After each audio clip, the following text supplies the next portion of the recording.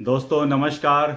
दोस्तों मैं विमल शाही आप सभी लोगों का अपने चैनल में स्वागत करता हूं और उम्मीद करता हूं कि आप लोग सभी लोग स्वस्थ होंगे एवं मस्त होंगे। सभी राष्ट्रवादियों और सनातनियों से ये निवेदन रहेगा कि आप लोग मेरे चैनल को सब्सक्राइब कर लीजिए एवं वीडियो को लाइक एवं शेयर भी कीजिए। दोस्तों आज हम लोग बात करेंगे उत्तराखंड में जो यूनिफॉर्म सिविल कोड लागू हुआ है उसके बारे में बात करेंगे। जी हाँ दोस्तों, उत्तराखंड भारत का पहला ऐसा राज्य बन गया है जहां पर यूसीसी यानी यूनिफॉर्म सिविल कोड लागू हो गया है। और वहाँ के जो मुख्यमंत्री हैं पुष्कर सिंह धामी, उन्होंने आज इसकी घोषणा की और उन्होंने यह भी कहा कि आज से उत्तराखंड में यूसीसी लागू हो गया है और इसके लिए उन्होंने यूसीसी का एक पोर्टल भी लॉन्च कर दिया है। तो इसी के साथ देश में एक नए सिरे से एक नई बहस छिड़ गई है। तो आइए सुनवाते हैं सबसे पहले कि उत्तराखंड के जो सीएम हैं उन्होंने क्या कहा, ये सुनिए आप। कि इसी क्षण से आज उत्तराखंड में इसी क्षण से समान नागरिक संहिता पूर्ण रूप से लागू हो गई है और इसी क्षण से उत्तराखंड राज्य के समस्त नागरिकों के संवैधानिक और नागरिक अधिकार एक समान हो गए हैं और इसी क्षण से सभी धर्म की महिलाओं को समान अधिकार प्राप्त हो गए हैं। जो हम बार बार कहते थे कि देश की आधी आबादी का एक पूरा कानून है, तो ये पूरा कानून देवभूमि उत्तराखंड में लागू हो गया है। तो दोस्तों आपने जैसा कि देखा उत्तराखंड के सीएम जो है पुष्कर सिंह धामी यूसीसी के बारे में इंफॉर्मेशन दे रहे थे कि आज से किस तरह ये जो यूसीसी लागू हो गया है। और यूसीसी के ऊपर बहुत दिनों से उत्तराखंड पे काम चल रहा था और बीजेपी का एक चुनावी वादा भी था जो बीजेपी ने पूरा किया है। अरविंद केजरीवाल, आप ये देख सकते हैं कि किस तरह किसी भी प्रोजेक्ट पे, किसी भी वादे पे, चुनावी वादे पे काम किया जाता है प्लानिंग के तहत और स्टेप बाय स्टेप प्रोसेस के तहत, और इसको फाइनली इम्प्लीमेंटेशन तक पहुंचाया जाता है, जो कि आपसे आज तक संभव नहीं हो पाया है। आपने आज तक जन लोकपाल बिल आपने बोला था कि 29 दिसंबर 2014 को ही ये आ जाएगा, लेकिन आज तक आपका जो जन लोकपाल बिल है वो दिल्ली में नहीं आ पाया है। तो आप क्या बोलते हैं, क्या करते हैं, ये आप देख लीजिए। और आपने अभी टीवी चैनल पर कुछ दिन पहले ये कहा था कि अब पहले मैं अहंकारी था, मेरे में अब अहंकार नहीं रहा। तो अगर आपने सचमुच अहंकार त्याग दिया है तो आप यूपी के सीएम माननीय योगी आदित्यनाथ जी से कुछ सीखिए, उत्तराखंड के सीएम पुष्कर सिंह धामी जी से आप सीखिए, मध्य प्रदेश के पूर्व सीएम शिवराज सिंह चौहान से कुछ सीखिए, प्राइम मिनिस्टर नरेंद्र मोदी से कुछ सीखिए। तब हम जानेंगे कि आपका अहंकार खत्म हुआ है या कम हुआ है। मेरी नज़र में आप आज उतने ही अहंकारी हैं जितने आज से 10 साल पहले थे, और आने वाले 10 सालों तक आप इतने ही अहंकारी रहेंगे। आपके अहंकार में मैं जहाँ तक देख रहा हूँ वृद्धि ही होगी, लेकिन कमी नहीं होगी। एनीवेज दोस्तों, तो मैं अभी आपको दोस्तों ये बताने जा रहा हूँ कि उत्तराखंड में जो यूसीसी लागू हुआ है तो इसमें क्या क्या चीज़ें, क्या क्या बदलाव हुए हैं वो मैं आपको स्टेप बाय स्टेप बताता हूँ।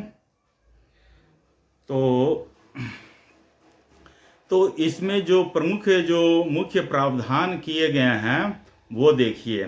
इसमें सबसे पहला है कि विवाह का पंजीकरण अनिवार्य हो गया है। दोस्तों अब जो है मैरिज का रजिस्ट्रेशन अनिवार्य हो गया है।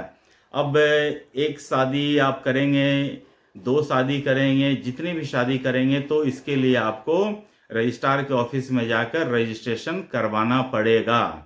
आप ये नहीं कह सकते हैं कि हाँ हम इनके साथ रह रहे हैं तो हमारा विवाह हो गया है।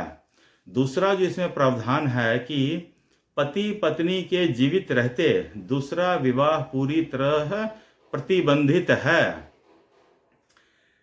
अब इसके लिए दोस्तों मुझे लगता है कि बहुत सारे बहस छिड़ेंगे। लोग ये कह सकते हैं कि ये किसी धर्म विशेष को टारगेट किया जा रहा है, क्योंकि हिंदू में तो मोस्टली ऐसा नहीं होता है कि पति पत्नी के जीवित रहते दूसरा विवाह कर लिया जाता है।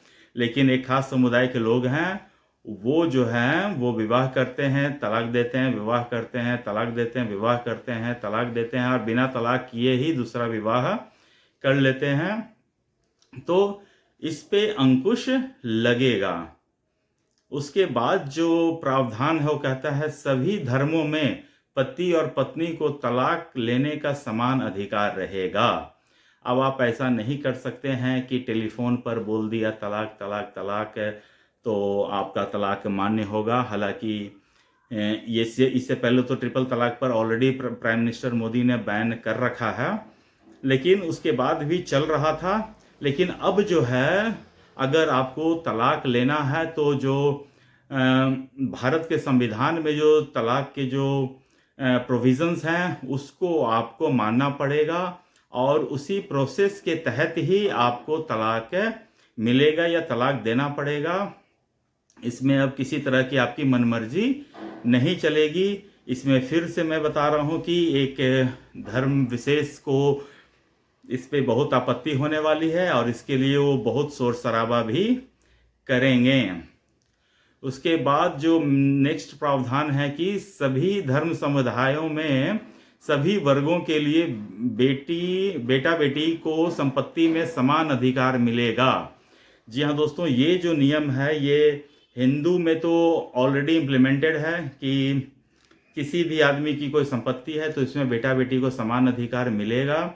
लेकिन कुछ अन्य धर्मों में ये प्रावधान नहीं है, तो यूसीसी में इसको भी शामिल किया गया है कि जो सुप्रीम कोर्ट ने जो गाइडलाइन तय कर रखे हैं उसी के तहत आपको अपनी संपत्ति में बेटा बेटी को समान अधिकार देना पड़ेगा। मुस्लिम समुदाय में प्रचलित हलाला और इद्दत की प्रथा पर रोक लगेगी। जी हाँ दोस्तों, यह एक बहुत महिलाओं के लिए एक बहुत बड़ा शर्मनाक चीज़ था हलाला। तो इसमें क्या होता था कि महिला को अगर किसी पुरुष ने गुस्से में या किसी अन्य मीन से अगर किसी को तलाक दे दिया है और उसे बाद में पछतावा होता है, तो उस औरत को हलाला प्रोसेस से गुजरना होता है। हलाला का प्रोसेस मैं आपको इतना बता देता हूँ कि हलाला में क्या होता है कि वो औरत किसी दूसरे से शादी करेगी, संबंध बनाएगी, उसके बाद उस आदमी का अगर विश हुआ तो वो तलाक देगा, फिर ये वापस अपने पति के पास आकर रह सकती है। इसमें कई बार ये होता है कि जिसके पास वो हलाला के लिए गई है वो फिर उसको तलाक देने से मना कर देता है, तो इसमें औरतें फिर फंस जाती हैं। और इसका अभी आप देख रहे होंगे कि कई सोशल मीडिया पर या न्यूज़ चैनल पर इसके ऊपर न्यूज़ आर्टिकल आते हैं कि किस तरह मुस्लिम जो औरतें हैं उनको इस कुप्रथा से गुजरना पड़ता है, जो काफ़ी शर्मनाक है। और यूसीसी के माध्यम से इस पर रोक लगाई गई है। संपत्ति के अधिकार के लिए जायज़ और नाजायज़ बच्चों में कोई भेद नहीं। जी हाँ दोस्तों, ये एक और प्रावधान कर दिया है। इसमें मुझे लगता है कि सभी को प्रॉब्लम होगी, क्योंकि सबको पहले सिद्ध करना पड़ेगा कि कौन जायज़ है कौन नाजायज़ है। उसके बाद इसमें जो है बच्चों को अधिकार माँ बाप की संपत्ति में मिल पाएगा। इसमें मुझे लगता है इसमें सभी को आपत्ति होगी, और देखते हैं इसको इस प्रावधान के तहत क्या क्या हो सकता है। और जो एक और प्रावधान है कि लिव इन रिलेशनशिप के लिए पंजीकरण अनिवार्य होगा। जी हाँ दोस्तों, मतलब कि अगर कोई दो युवा अगर लिव इन रिलेशनशिप में रहते हैं तो इसके लिए भी आपको पंजीकरण करवाना पड़ेगा, ताकि सरकार के पास इन्फॉर्मेशन रहे कि आज के समय में कितने लोग लिव इन में रह रहे हैं और उनका डाटा क्या है। और इस यूसीसी से सबसे बड़ी खासियत यह है कि इस यूनिफॉर्म सिविल कोड से अनुसूचित जनजाति को बाहर रखा गया है। मतलब इसके ऊपर अनुसूचित जनजाति के ऊपर ये सब सारे जितने भी कोड ऑफ कंडक्ट हैं वो लागू नहीं होंगे। वो जैसा उनका है पहले से चलता आ रहा है उसी के अनुसार चलेगा। तो दोस्तों ये तो इसका मोटा मोटी प्रावधान था और बड़े जोर शोर के साथ यूसीसी को लागू किया गया है। अब देखते हैं कि इसका कितना असर होता है और अन्य कौन कौन से राज्य हैं जो इस तरह के यूनिफॉर्म सिविल कोड को लागू करते हैं और किस तरह अपने में इम्प्लीमेंटेशन करते हैं। और इससे भी बड़ी बात यह है कि अब ये देखना रहेगा कि नरेंद्र मोदी जो हैं वो यूसीसी पर कब एक्शन लेते हैं, कब ड्राफ्ट तैयार करते हैं, कब लागू करते हैं। यह एक देखने वाली बात दोस्तों रहेगा।